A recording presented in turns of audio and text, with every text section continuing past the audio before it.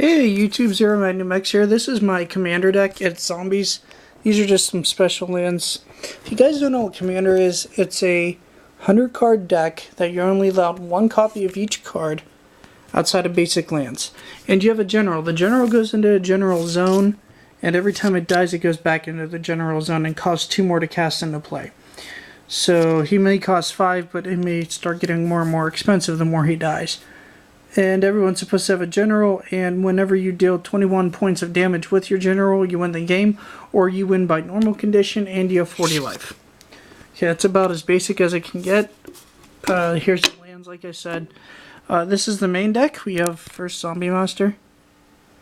Yes, this is before Yu-Gi-Oh's version. This Lich Lord. Sorry about the quality. This Gem Palm Polluter, Graveborn Muse, who's really fun, Undead Alchemist. This guy's just filler, so I'm not even going to go over it. House Caretaker, it's not a zombie, but it can be useful. This guy is useful to return a zombie from your graveyard back to your hand. This guy's really fun. I think he's kind of busted for 3.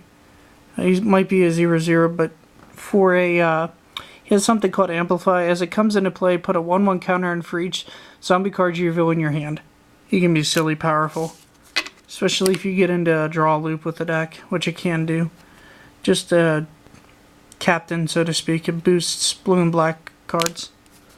Clone, because it's a bunch of one-ofs, so you want to clone stuff. Same thing with Evil Twin.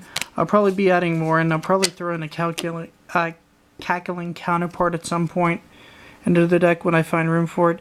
Just a 2/2 for 1 black, 1 blue, and pro green, so why not? Unbreathing card gets really huge. Island and swamp cycling. Possible infinite attacker. Distribute -1/-1s every time you put zombies into play. Ridiculous. Helldozer, he kills non-basic lands. Well, he kills lands and then non-basic lands too.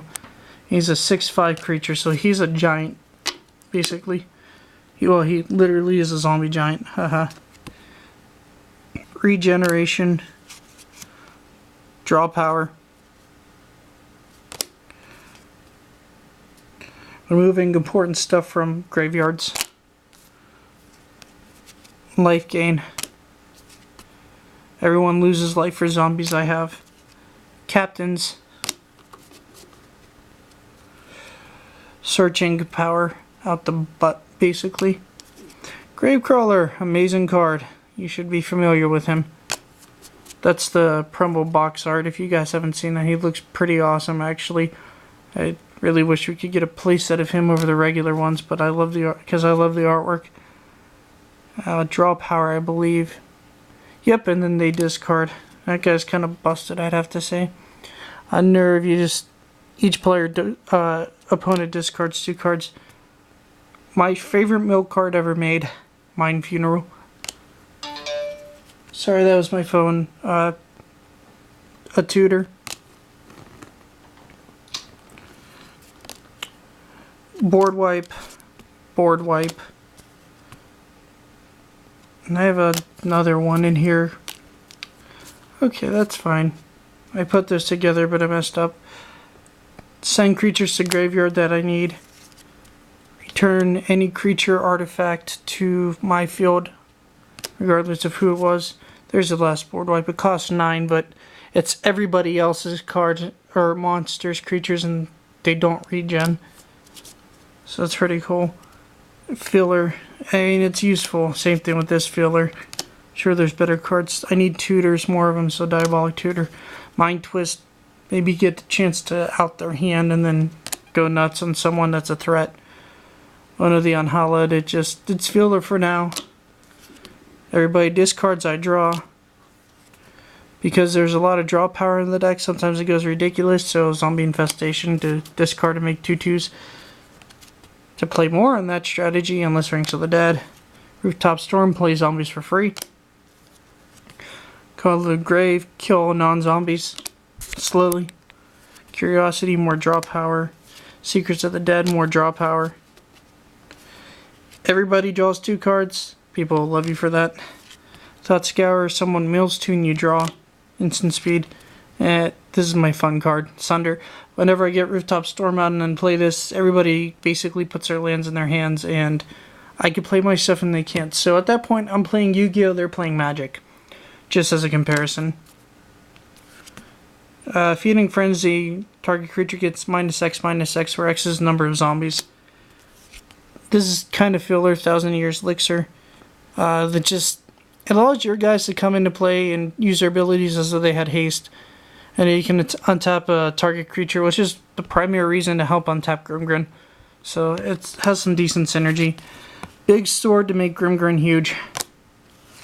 Everyone's favorite artifact, Skull Clamp. Draw bunches and bunches of cards. Infinite draw whenever you have Gravecrawler and Rooftop Storm and enough mana to do it. It's silly. Filler for right now. It helps. So like, some of my cards are a little bit bigger so I can have them tap and use their abilities and whenever they come into play as if they had haste. So it's okay. Oh wait, no, that's the wrong one. My bad. This activates abilities and copies them. Sorry about that.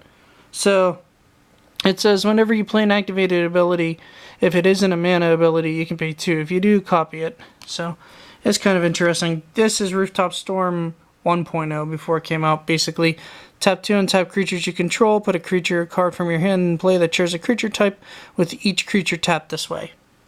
So it's zombies. It makes zombies. Everflowing Chalice for more mana. Lotus Petal because it can be 2 mana for a turn. Lightning Greaves is always fun.